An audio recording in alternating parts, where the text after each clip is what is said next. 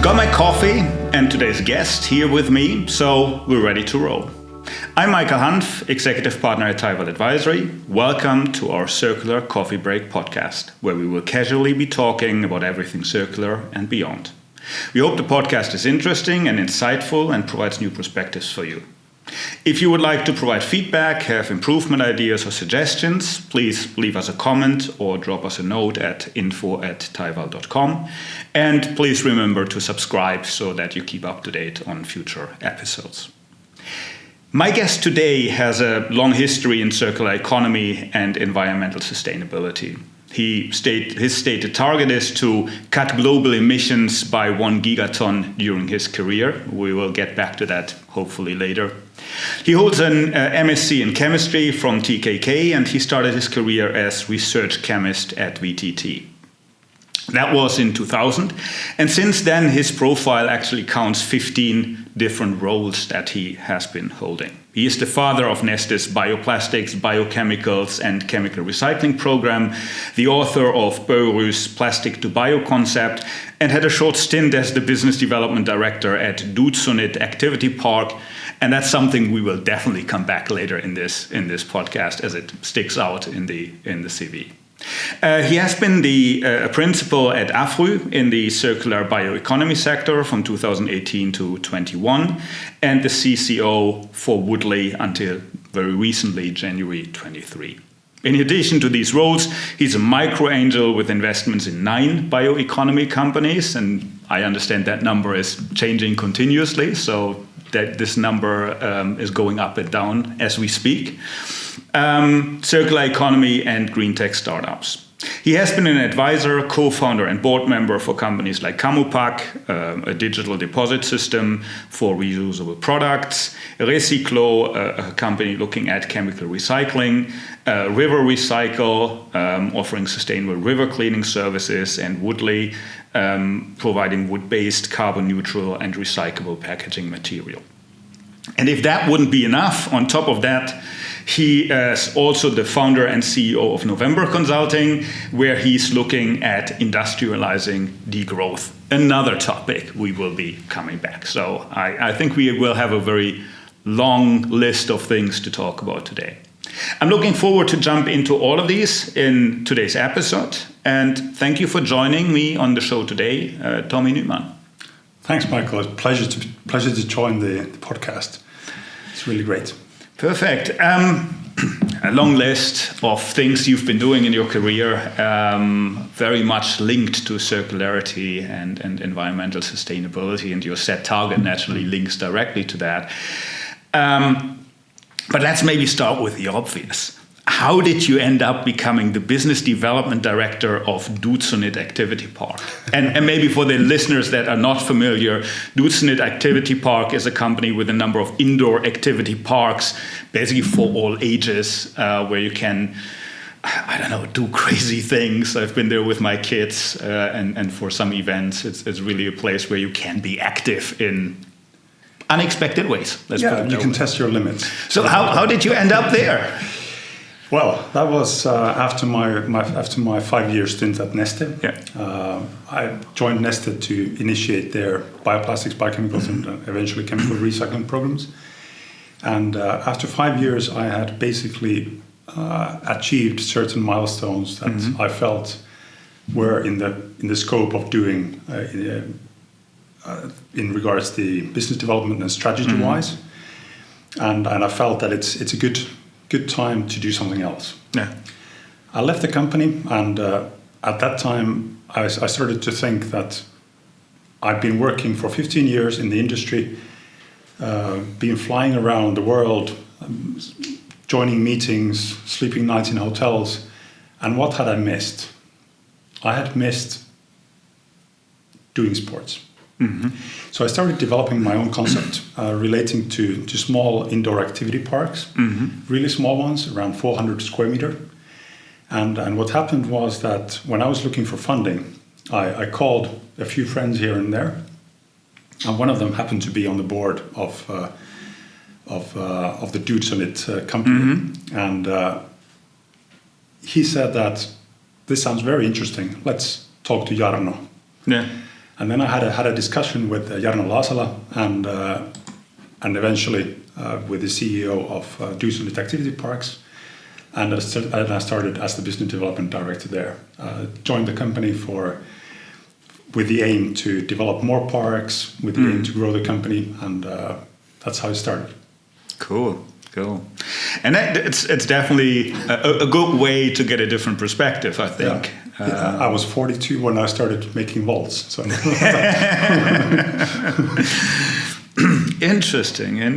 I mean, the paths life takes you to, isn't it? Yeah. So, but I mean, outside of that, you have been throughout your career. You have been working a lot around plastics, like plastic production, circulation, plastic alternatives, and you're arguably one of the leading influencers in Europe in that topic.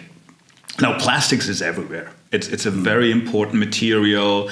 We're using it in our everyday life. Just looking around here, you cannot imagine a world without plastics. At the same time, it's basically creating a lot of problems and a lot of harm on the environment, animals, water, the planet as a whole, so to say. Now, let me ask you a maybe not so trivial question.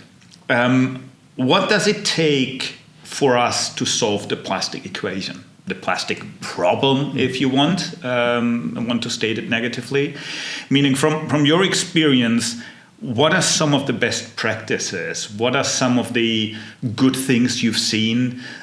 Before we switched on the recording, we talked a lot about the fact that the world has come a long way since we met the first time and since we all have started to work in this area. I mean, what's your experience? What do you see out there, and where do we still have our homework to do? Yeah. I think there are two crucial things we need to change. One is funding, and one is incineration. In the Plastics to Bio concept I wrote earlier, I calculated a rough CapEx requirement. It's not only in infrastructure but also in education, of about 50 billion euros or dollars per year that is required to change the system. That would enable the education, the collection, the sorting, the building of recycling units, and the incorporation of bio-based feedstock into the plastic stream. Building that system will take 10 years or 15 years with that $50 billion investment per year. But when we achieve it, gradually we will reach decoupling fossil feedstock. We will be using primarily recycling as the tool, and recycled plastics, recycled materials as the feedstock. And we will save more than $100 billion a year on the feedstock cost. So that makes it affordable. That makes it makes the investment worth it. And it also shows that it doesn't really matter if it's 10 years or 15 years to achieve it, because we will save so much money eventually.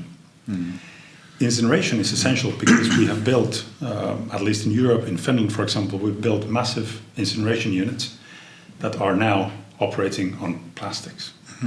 We are burning all the plastics that we should recycle. We're generating a lot of CO2. If we would divert that plastic to recycling, we would not be concerned about the. Just yesterday, the head of Finnish Plastics Industry Association, he said that, or the federation, he said that there is not enough plastics for recycling, and the reason for that is incineration. Many countries are still also, especially outside Europe, they're still shipping material to developing countries, and that must stop. There's massive amounts of feedstock in the developing countries that could be repurposed. Yeah, it's interesting. I think it's a multifaceted problem. Naturally, I mean there's not one solution there. When we've been working now in the plastic space, what we've been hearing often is the use cases for recycled plastics are not there yet. So there's not enough use cases for plastics, but there's also a problem with mechanical recycling, for example, in the way we collect plastics at the moment, because you cannot use the recycled plastics for all the purposes anymore. Once you create mixed plastics out of those, and then you talk about chemical recycling, you talk about other solutions which are in development and which might get us there at some point, but as you said, which require investment, which require focus.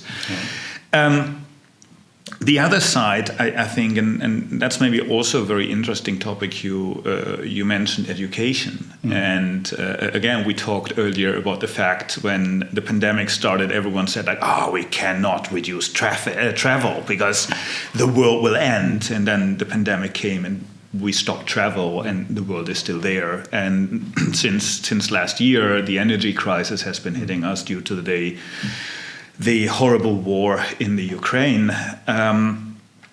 And everyone said, okay, without energy, we cannot survive. Now we are reducing energy for obvious reasons, and we are still continuing.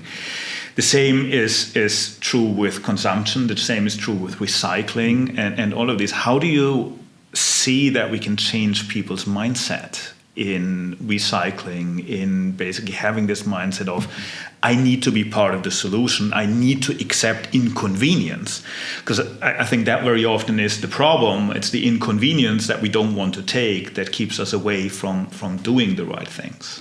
It's actually really much a mindset issue. Yeah. We think it's an inconvenience, even when actually solutions might be more simple, more easy than we think.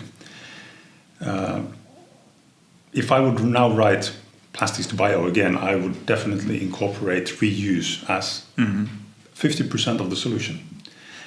Because reuse, extending the life of products beyond the current average lifetime, is the fastest and the easiest way to reduce material consumption.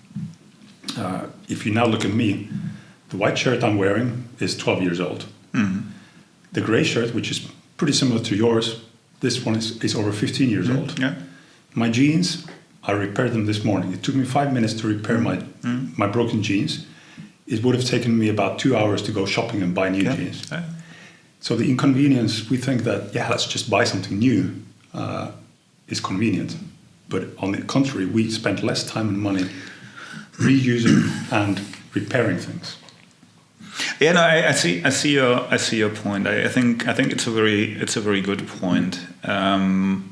At the same time, let me give you an example. I had an old stereo that I wanted to repair, and I was driving around the city to find a place to repair that. And every shop I went to, the answer I got was like, it's more expensive to repair it. Just buy a new one off the shelf over here.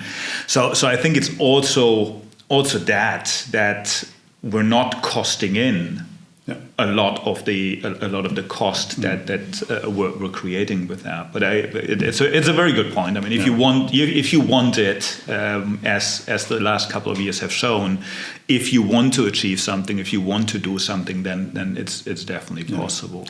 A few years back, I wrote another concept called end of linear economy, where I suggested a 0.1% monthly increase on interest rates. Now, we have actually achieved that currently in Europe, but it became an abrupt issue now. If we would do it systematically, and I've been promoting this to basically all the leading world economy banks, all the national banks, and I've been discussing with the UK Treasury about this, for example.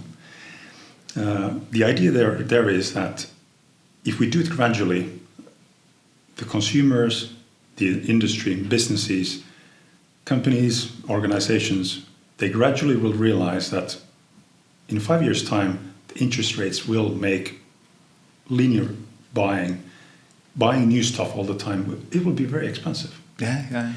And then they will start to think, what kind of services will be needed to change this so that everything doesn't become so expensive? They will start offering reuse, they will start offering repair, refurbishing, kind of services. Also for electronics. I was talking to about this issue with my wife last year when our dishwasher broke and we bought a new one. We bought a new one with a long guarantee, and the seller said that it should last you for 20 years. Mm-hmm. I contacted the CEO of this German company, and with a calculation that if you were to do this with a system that you don't actually sell the device, but you lease it, and the lease price per month includes, let's say, 5 repairs during 20 years, it would be cheaper for the individual. You, as a producer, maintain the ownership of the hardware. It comes back to you after 20 years, and you can still refurbish it after that. And the CEO said they are piloting that in Germany. That kind of models will definitely come in the electronics sector, where the hardware stays as it is, but you just change the software, for example. Yeah, absolutely, and I think what we will see is also other aspects of that. So in some of our projects, we've been discussing with customers about the fact that recycled material in many areas is very difficult to come by. Yeah. So if you can make sure that your own products are coming back to you at the end of life, and you can basically harvest the resources, harvest the materials, that will be a huge question going forward, as a lot of these materials are not available anymore in that context. So I think there's a lot talking for that. At the same time, I don't know. I don't remember exactly anymore what car manufacturer it was, but it was a CEO of a huge car manufacturing company who said, our refurbishing plant is the most profitable we have. And if you think about it, it's logical that it is that way, because you're selling the refurbished product maybe at a discount, but still at a very high price, without having all the production cost, having all of the cost factors that you normally have. So it should be a no-brainer. In many cases, it unfortunately still is not in that sense. You are involved with some startups or growth companies that are in this space. How do you see that area developing? The development of new solutions, of new approaches, specifically on that intersection between startups, growth companies that are moving very fast but don't necessarily have the possibility to scale globally to a wider audience, and on the other side, the CEO you talk to, who most likely has a lot of legacy business that they have to take care of, which very often scares them away from testing new business models, testing new approaches and services in the market. How do you see that? Yeah, well, when it comes to the startup scene, they are, of course, often looking at disrupting regular businesses with new solutions, with new technologies. And there I see that there's a lot of interest and pressure also from the big brand owners that things have to change. Consumers will not accept single-use materials packaging for very long in many applications. So applications where you are able to employ reuse packaging, you need to be able to recover the material somehow. And that's where you come with different kinds of return schemes, buyback schemes, digital deposits that Kamobak, for example, is working on. And these become more and more interesting to the industry. And when looking at that scene, we've come across players that are actually also leasing plastics. So you don't need to buy the granulate, but you lease the material. And then you don't, as a startup, you're short of cash often. So you don't need to invest 50,000 euros or 100,000 euros in plastics, but you just lease it with a monthly payment. And your own operations are lighter to scale in that way. Yeah, that makes sense. Now let's maybe switch to another topic. Before today's session, you sent me a message with an image and a note. The image said, industrializing degrowth. And the note basically said, let's talk about this on the podcast. So let's do that. Let's talk about this. When you talk about industrializing degrowth, what does that mean for you? What does that concept mean? And what are the steps required? And related to that, what are opportunities and downsides we might see from that? Yeah. I started to think about degrowth about 5 years ago when I left Neste, and started to really think, what do I need besides what have I missed? And I started to reduce my own consumption. Mm-hmm. And during my career, my maximum salary level was in 2010, 2011, Mm-hmm. that kind of period. And since then, I've cut my salary by 60%. Mm-hmm. I still have a good life. Mm-hmm. I have a family of 4 people, 2 teenagers. We have a lot of needs in the family. Mm-hmm. We have a house built in 2012. I'm paying my mortgage, but still we manage. Yeah. We've learned that we don't need that much. Mm-hmm. We actually have excess. So how do we take that to the next level? And for the last 5 years, I've thought a lot about different systemic changes. Mm-hmm. And I've come to the conclusion that basically all smart people eventually realize that reducing consumption is a must. Mm-hmm. Degrowth makes sense. We've learned from the pandemic, as you said, we've learned from the war, Mm-hmm. that we adjust as human beings and as national economies. We can restructure the way we work, the industry, the economy, and the only way to do it is to attract the industry to scale it.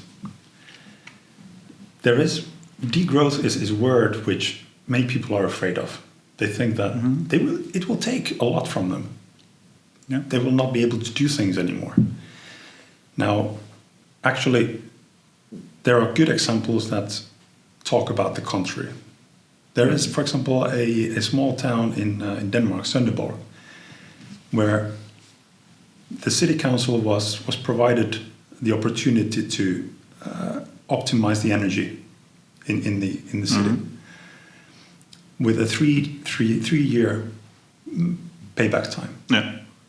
And people are now actually making money with that. The energy savings allow them to save money on a local basis. If we start reusing things, if we start recycling things more efficiently on an industrial level, it will mean that we don't spend so much money on materials. We don't exploit natural resources. We don't spoil the forest. We don't spoil the environment, the nature. And companies that will take this as part of their strategy into an industrial level will become more competitive. And they will gain market share. Because if you are able to reduce consumption and make your own consumers wealthier, you are a future leader of the industry. And once the industry starts to compete with each other, degrowth starts to grow. So that makes it really intriguing to see how far can we actually take it. Now, if we take it on a global level, the economy needs to be restructured. Because if everyone saves a lot of money, everyone becomes rich, then we have excess money. What do we do with that? That will cause monetary issues. So the global economy needs to be adjusted. But I leave that to the economists to think about. That's kind of their problem. It's a very interesting concept. We actually developed a circular business assessment together with WWF Germany. And one of the questions we're asking is, what do you as a company do to reduce consumption of your customers? And that did lead to quite interesting discussions with the companies we have been doing the assessment for, because the common mindset of a company is like, I have to sell more products. I have to basically make my customers consume more in order for me to be successful. Which I fully agree with you is not really the case. I mean, you see companies nowadays offering repair services, refurbishing services, and they're as successful. They're making even more money. They're even more profitable. Yeah. Their revenue might be lower, but the profitability goes up because they can optimize that when they offer services or when they offer refurbishing. And they gain market share. Yes, and that is more important than just revenue. Yes. Yes. No, absolutely. I think it's back to something you said earlier. It's a mindset. It's a mindset thing. And one thing, and it would be interesting to get your take on that as well. I mean, a lot of the things we're talking about are systemic. So one company can do something, one consumer can do something, but unless you basically anchor it in changes in the system, it will not have the large effect. And it might just fizzle out at some point in time.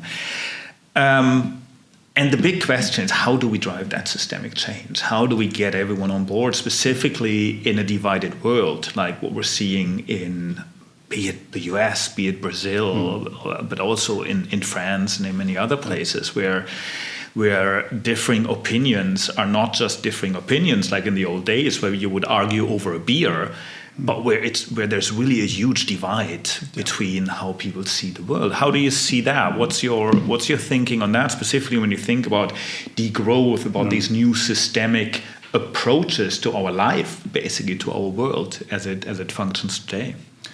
Last year, I started working with several psychologists on the topic.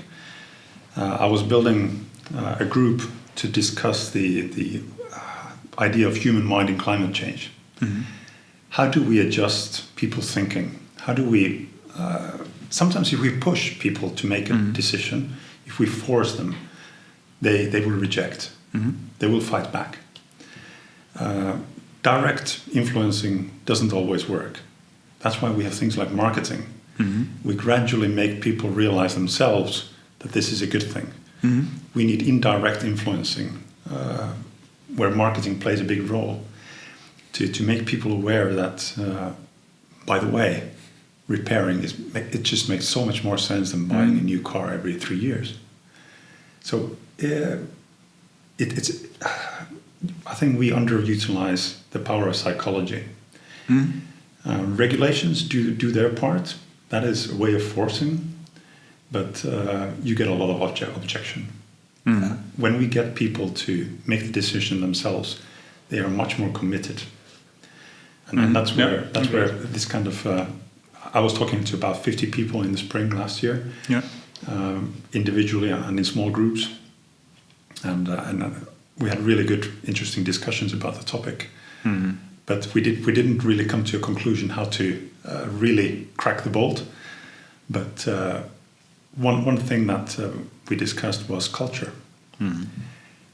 In big companies, for example, like Neste, there's a lot of discussion about safety culture. Why don't we incorporate the idea of climate or nature culture into companies and organizations? How do we make the world better in that respect? It starts with small things. But once it's in your brain, once it's in your spine, it becomes natural to you. And you start avoiding unsustainable practices. Yeah, absolutely, and I mean that's one of the things we're seeing. I mean, we've been I think both been working in this space now for a while, and if you go back, I don't know, 5-10 years, the mindset was very different. Towards many of these topics, where you basically were a tree hugger, where you were like a green fanatic, if you would talk about these topics. Nowadays, it's boardroom topics. You see many of the organizations that you would have never thought would talk about these topics, basically embracing these topics. So from that point of view, I think that mindset shift is happening as we speak. Is it happening as fast as we would like it to happen? We can argue about that. But we're getting there. So I think a lot of the things we talked about, a lot of the things you have been talking about in the concept that you were referring to, the plastics to bio concept, already quite some time ago. I think we're now getting to the point where they're becoming reality. Now, the title on your LinkedIn page, I mentioned it earlier, is basically to cut emissions by 1 gigaton during your career. Now, how close are you? What are the things you're aiming to do in the next steps of your career to reach or to even overachieve that target? Now, the concepts I've written so far add up to more than 50 gigatons a year in terms of annual CO2 savings.